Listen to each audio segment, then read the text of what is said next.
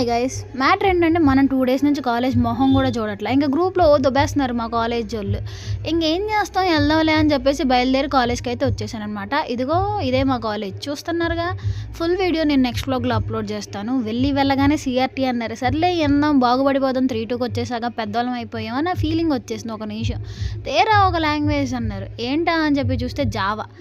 ఇంకా చూసుకో, చచ్చిపోయింది మనసు భయ్య. ఇంకా అవ్వదు ఈ జావాలు, ఈ కోడింగ్లు మనతో అయ్యే పనులే కాదు. ఇక అంతే, బతుకు మీద ఆశ చచ్చిపోయింది నాకు. ఇంకా బాగుపడతాననే ఉద్దేశాలు కూడా లేవు నాకు. ఇంకా బ్రేక్లో అలా కారిడార్లు పట్టుకొని తిరుగుతున్నాం భయ్య. ఇదిగో ఇక్కడ చూడు పిల్లర్లు లేపుతున్నారు. నీకు అర్థమయ్యే ఉండేది నేనేం చెప్తున్నాను. బీటెక్ వాళ్ళకి ఇవన్నీ కామన్ అబ్బా. అలా రోజంతా గడిపేశాక అందరు వెళ్ళిపోయారు. మా వాళ్ళు మాత్రం క్లాస్ వదిలిరాడానికి ఏడుస్తారు. కాలేజ్ ఖాళీ అయినా మా వాళ్ళు మాత్రం క్లాస్ వదిలిపెట్టరారు. వీళ్ళు సర్దుతూనే ఉంటారు భయ్య. నాకు అదేంటో అర్థం కాదు. ఇలాంటి వాళ్ళు కూడా ఉన్నారా మీ గ్యాంగ్లో? ఉంటే కామెంట్ చేయి. See you, bye.